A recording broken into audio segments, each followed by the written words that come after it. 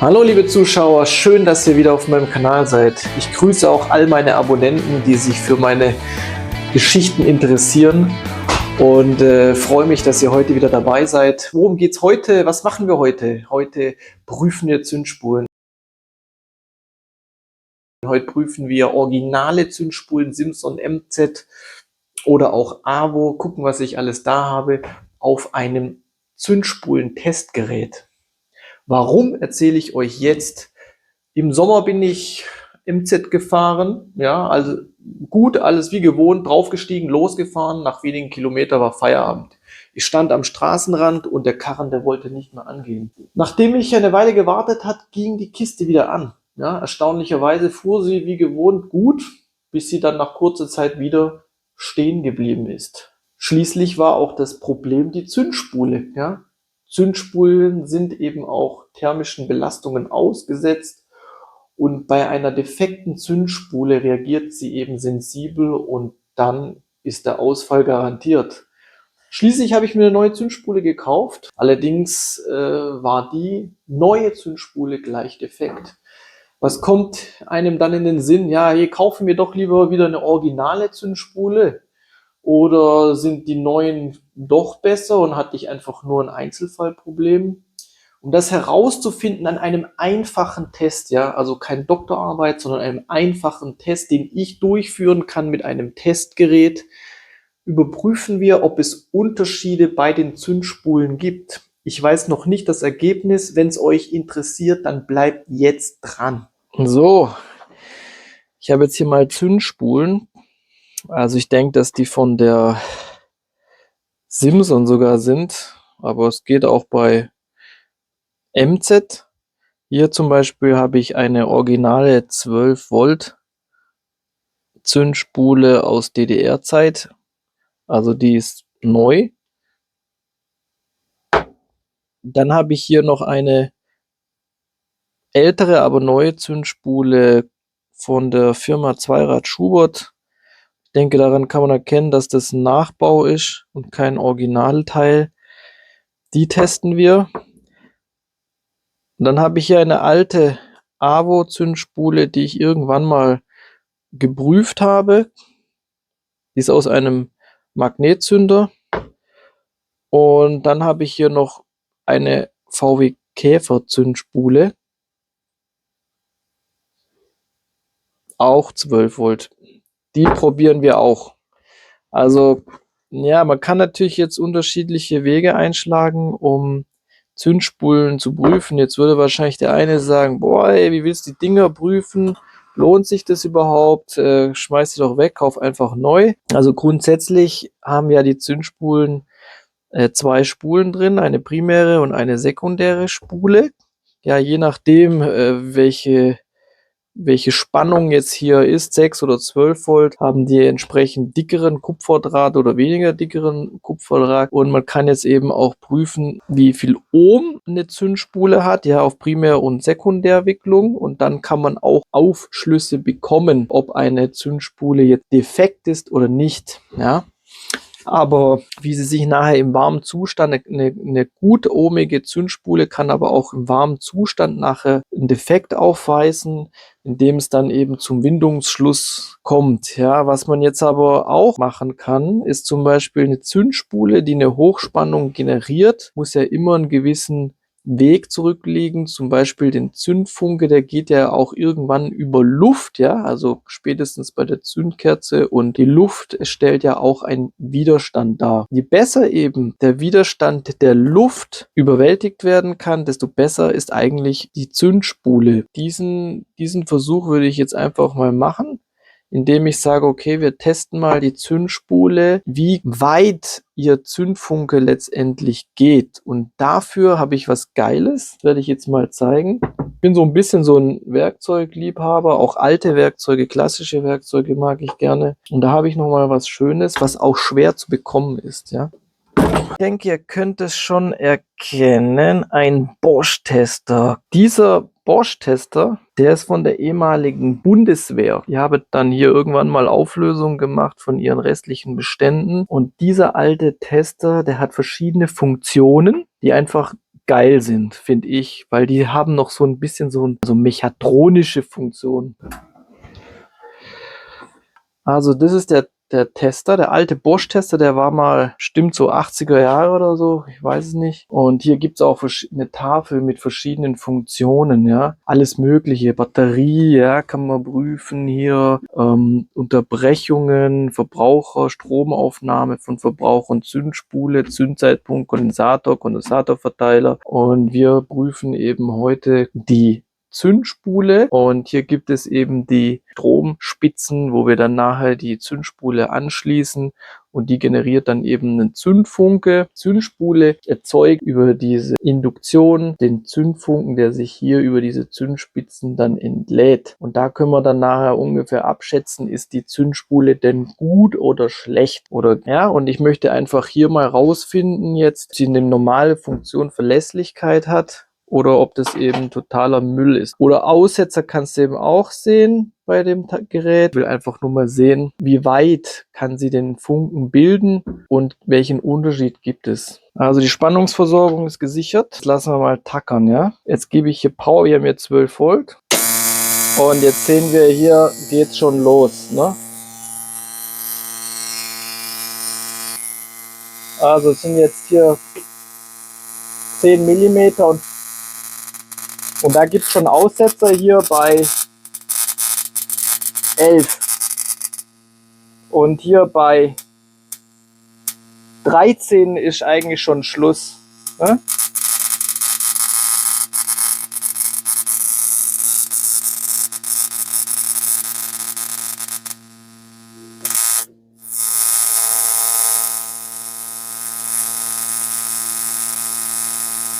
Also 10 schafft sie sicher und bei 13 war spätestens Schluss.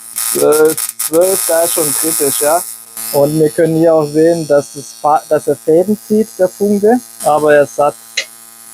Also wir haben jetzt mal hier die Nachbauspule getestet. Bringt der Funke eben bis auf 12 Millimeter über und da fängt er schon an zu stocken. Ne? Jetzt gucken wir mal, was bringt denn die DDR-Spule? Bin ich jetzt auch mal neugierig, ob es einen Unterschied gibt. Gucken wir uns jetzt mal an. Oder ob es gleich vielleicht sogar ist. Das müssen wir jetzt auch mal prüfen. Ich habe immer gedacht, okay, weißt du, ist ein elektrisches Teil und ich denke auch Chinesen können mittlerweile ziemlich gute Elektrik machen. Eigentlich sind ja die Elektrokomponenten von Nachbau im Grunde genommen gar nicht schlecht. Jetzt gucken wir halt mal einfach, gell? Ich bin ja eigentlich grundsätzlich ein Originalist, ja, aber ich liebe lieber die Originalteile. Aber wir schauen jetzt mal. Ich weiß jetzt noch nichts. Wir fangen jetzt hier mal weiter unten an. Also, wir sehen hier, ich habe jetzt hier genau mal 3 Millimeter und ich fange jetzt langsam an, höher zu gehen. Bis jetzt gibt es auch noch keine Fäden. Obala, bin ich zu weit. Aber jetzt sehe ich hier, dass er schon Probleme hat bei 10 Millimeter, ja. So, da ist schon ein Problem. Jetzt gehe ich runter auf 9, da habe ich eine sichere Spannung. Jetzt gehe ich mal hoch auf 12 wie die andere. So, 11, 12, 12. Da ist schon ganz schlechter wie die andere auf jeden Fall. 13 ist weg. Ja? Bei der anderen war bei 13 gerade noch ein bisschen was.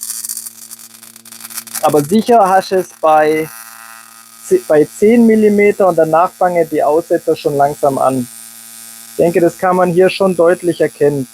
Also war jetzt für mich auch mal interessant zu sehen. Also jetzt würde ich jetzt mal behaupten, dass von der Funktion her klar funktioniert, aber so vom Ding her läuft sogar die Nachbau besser. Ich hätte jetzt eher getippt, dass die vielleicht beide gleich gut wären. Also wir haben gesehen, dass die Nachbauzündspule, dass die Fäden zieht am Zündfunke und Fäden ziehen ist kein gutes Zeichen. Es kann Kontaktprobleme sein. Es kann auch innerhalb der Zündspule ein Problem sein. Es sind meistens solche Probleme gibt es meistens, wenn die Zündspule nicht hundertprozentig ist. Ne? Also eigentlich sollte man die dann austauschen. Aber man hört, die klappert auch. Die DDR klappert nicht, aber die klappert irgendwie. Naja, auf jeden Fall bei Fäden ziehen und Zündspule immer vorsichtig. Jetzt haben wir gesehen, dass die DDR-Zündspule da ein bisschen verloren hat. Jetzt habe ich noch eine andere DDR-Zündspule. Nagelneu ist die auch. Und die probieren wir jetzt mal, weil vielleicht war das jetzt ein Einzelfall. Und wir schauen jetzt einfach mal, ob diese andere DDR-Spule, ob die genauso ist oder eben nicht. Also was man grundsätzlich sagen kann, der Zündfunke sollte bei einer Moped-Zündspule also schon so seine 10 mm bei 6 Volt schon bringen. Also 12 mm sind ein guter Wert für eine Zündspule, also ein normaler guter Wert bei einem Moped-Spule. Autos, die müssen natürlich mehr Leistungsreserven haben, also wie gerade bei VW Käfer, die sollten dann schon auch ein bisschen mehr haben, was die ja eigentlich grundsätzlich tut. Neue Zündspulen schaffen hier auch einen Weg von bis zu 15 Millimeter. Also ich rede jetzt von modernen Zündspulen. Und jetzt checken wir mal, ob die hier gut ist, ne? Was die andere DDR-Spule sagt. So, die Zündspule ist angeschlossen, die zweite DDR-Zündspule. Wir gucken mal, wie sie ihre Leistung entfaltet.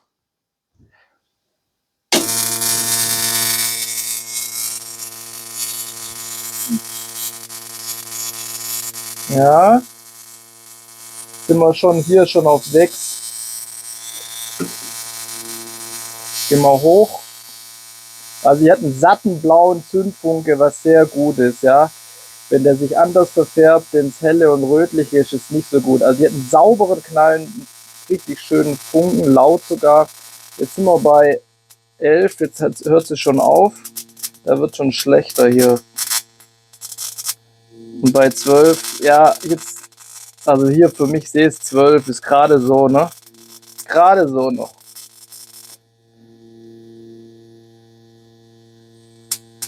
Ja, also 12 sehe ich, dass es gerade noch mit Aussetzer geht.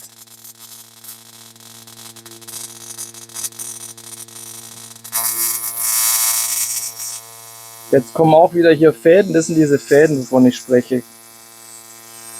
Das ist meistens kein so besonders tolles Zeichen. Kann sein, dass es Kontaktproblem ist bei 12 mm. Noch ein schwacher Zündfunke da. Und hier 10 haben wir sauber und satt. Jetzt nehme ich nochmal die Nachbauspule.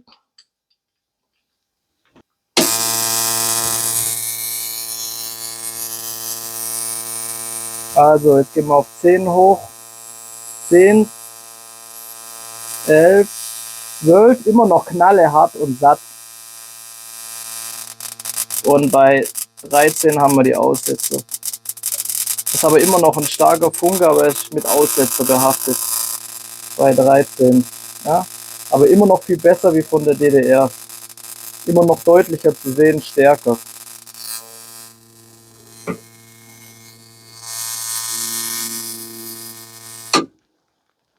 Also in dem Fall kann man wirklich sagen, dass die DDR-Zündspule jetzt schlechter ist. Ja, das ist jetzt die zweite DDR-Zündspule und wir haben gesehen, dass die schlechter ist. Ja? Und die ist auch nagelneu. Nicht viel, also es ist nicht jetzt übertrieben, aber gewonnen hat auf jeden Fall jetzt mal dann der Nachbau. Und wenn sie Fäden zieht, ist meistens nicht unbedingt das gute Zeichen. Gut, dann jetzt nehmen wir mal ein anderes Ding. Das fällt mir ein, ich habe ja hier noch, die wollte ich eigentlich auch schon mal immer testen, von der Simson, von der alten KR511. Geht das Ding überhaupt noch? Das weiß ich auch gar nicht. Das ist auch eine Nachbauzündspule von irgendwoher, was weiß ich. Die prüfen wir auch, die hängt jetzt bei mir hinten runter, das könnt ihr jetzt nicht so richtig sehen.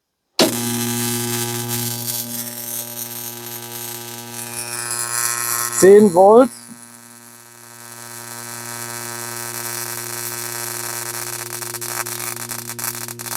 12 mm. 13 kommen langsam die Aussetzer. 14 hat sie immer noch ein bisschen was. 15 teilweise ganz minimal noch. Also ist eine sehr gute Zündspule. die wirklich sehr gut funktioniert. 13 haben wir immer noch einen schönen Funken. Man sieht schon ein bisschen Aussetzer, aber sie ballert schon noch richtig. Sogar bei 15 gibt sie nochmal alles. Ja. Gehe ich mal auf 12 runter. Und wenn wir sagen 10 hat sie einen schönen, also sie hat einen richtig schönen Zündfunke, richtig schön satt.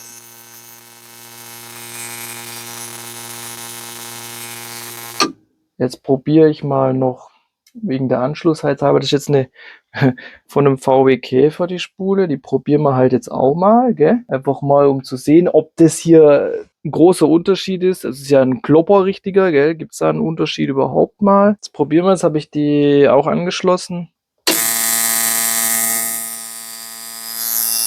Also 10 mm, 11.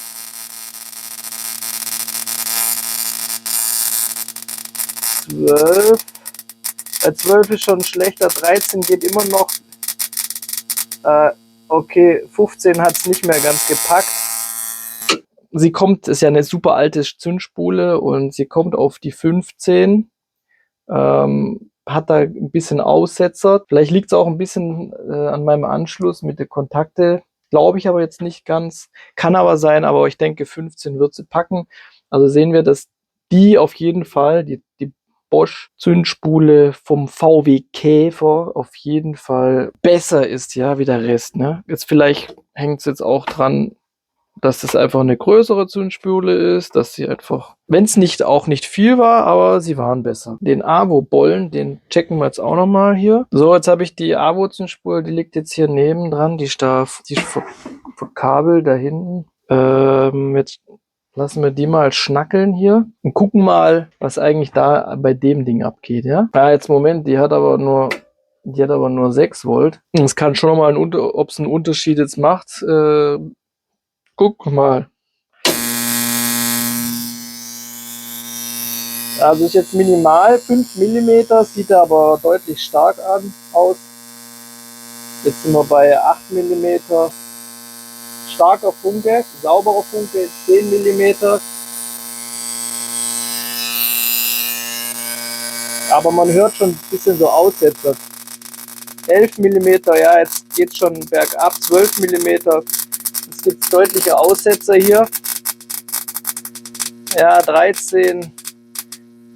Ja, 13, 14, dann ist Feierabend. Aber sie hat schon vorher deutliche Aussetzer und stabil läuft sie bei, ich würde sagen, die läuft stabil bei 11. Ja? 11 läuft sie deutlich stabil. Extrem schöner, starker Zündfunke.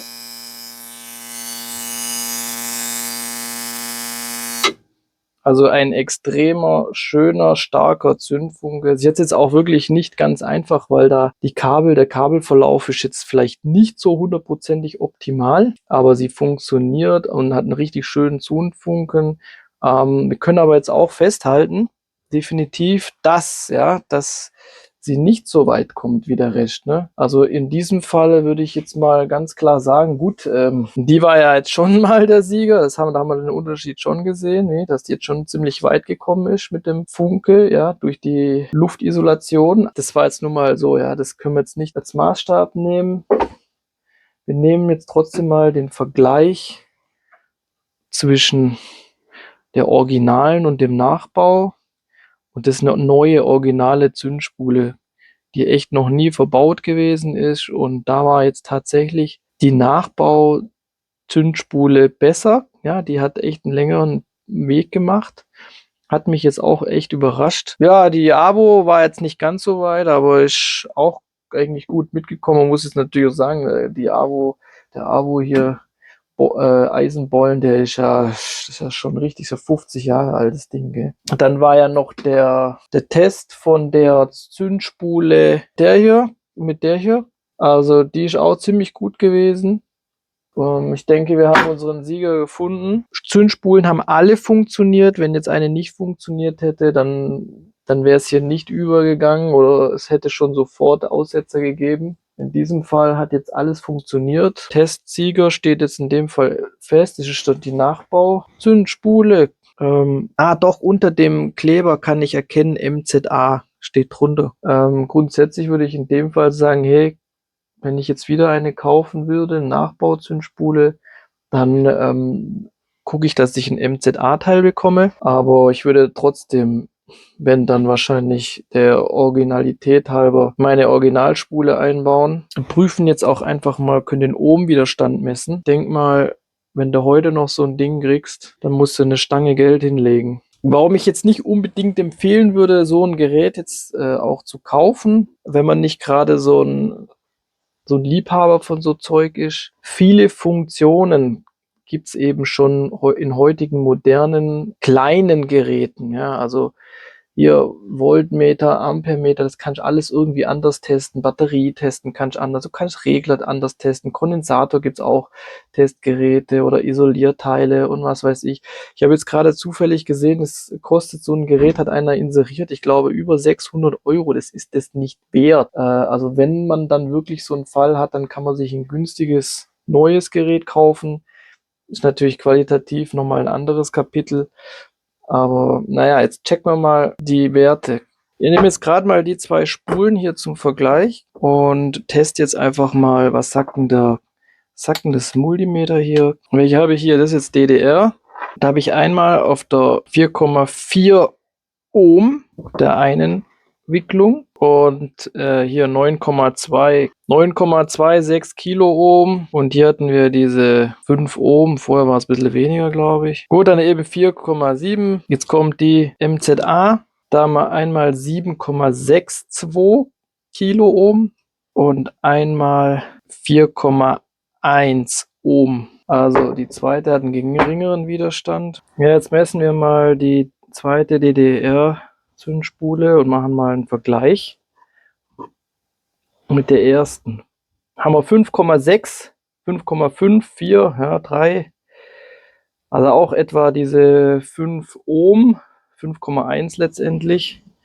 Und bei der Primärspule, und was sagt die andere hier nochmal? 9,2 Kiloohm, 9,3. Gut, also da haben wir das dann auch, die sind ähnlich, die DDR-Spulen. Also da haben wir schon mal einen höheren Widerstand bei beiden Innenspulen der DDR-Spule.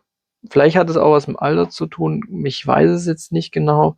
Oder die Art und Weise, wie das Ganze verbaut und verlötet ist. Auf jeden Fall dieser erhöhte Innenwiderstand macht es natürlich dann insgesamt auch nicht leichter. Vielleicht war das auch der Grund, warum letztendlich dann die MZA-Zündspule dann auch besser war, minimal. Gibt es bestimmt auch Fertigungsstreuungen und so weiter und so fort. Die AWO-Spule. So, jetzt checken wir mal die AWO-Spule. Und da haben wir auf der Sekundärseite 10,6 und auf der anderen Seite hier, der Primärspule, haben wir 1 Ohm, was zum Beispiel jetzt sehr gut ist. 1 Ohm ist wirklich sehr, sehr gut. Also je nachdem, wie gut ich da rankomme an den winzigen kleinen Kontakt. Aber bei der waren wir auch deutlich schlechter unterwegs, wie bei den anderen. Aber man muss natürlich immer differenzieren. Du hast jetzt hier auch 12 Volt und 6 Volt, gibt es Unterschiede. Jetzt aber mal grundsätzlich, ich sag mal, für den Schnellschuss kann man jetzt einfach sagen, die MZA hat jetzt einfach gewonnen in dem Sinne. Da ist der Funken eben weitergeflogen, auf gut Deutsch, und die DDR wahrscheinlich auf des bisschen höheren Innenwiderstandes ist sie deswegen minimal schlechter gewesen. So, in diesem Sinne, oder warte mal, wir können jetzt auch noch mal gucken, was bringt denn die VW Käfer Zündspule. Also da haben wir jetzt auf der Primärseite 3,6 Ohm. Ja, 3,6 Ohm. Auf der Sekundärseite haben wir 5,9 Kiloohm. Ist auch insgesamt besser wie die anderen beiden zusammen. Die hat auch ein besseres Ergebnis geliefert wie die anderen beiden zusammen. Also in diesem Sinne würde ich sagen, dass die Nachbauspule hat jetzt gewonnen. Das war jetzt ganz komplett der andere Bereich. Also ich hätte jetzt eigentlich gedacht, dass die Nachbauspule Zündspule verliert, gerade auch, weil ich noch im Hintergedanke hatte, dass meine letzte Nachbauzündspule versagt hat, die ich gekauft hatte, wie schon erzählt. Wahrscheinlich liegt es daran, dass der Innenwiderstand der DDR-Spule minimal höher war und dass die deshalb auch ein bisschen hier an Zündstrecke verloren hatte. Kann sein, ne? Jetzt kann man auch etliche andere Versuche machen, Wärmezugabe und so weiter und so fort. Gibt natürlich auch bei der Herstellung von den Zündspulen auch Fertigungstoleranzen und man muss jetzt die Ohmwerte auch nicht auf die Goldwaage legen. Das habe ich jetzt einfach mal so im Schnellschuss hier so produziert. Müsste man natürlich jetzt auch mal gucken, was soll denn eigentlich der Wert geben laut Simson? Was ist denn der richtige Wert, Ohmwert, der eine neue Zündspule optimal haben soll? Da ist auch immer eine Streuung drin. Diese DDR-Zündspule ist ja jetzt, die andere, die ist ja jetzt auch schon wirklich einige Jahre alt, ja. Das hat bestimmt auch irgendeinen Einfluss, ja, auf die Materialien und die Isolierung und so weiter. In diesem Sinne, danke fürs Vorbeischauen. Wir sehen uns. Ciao.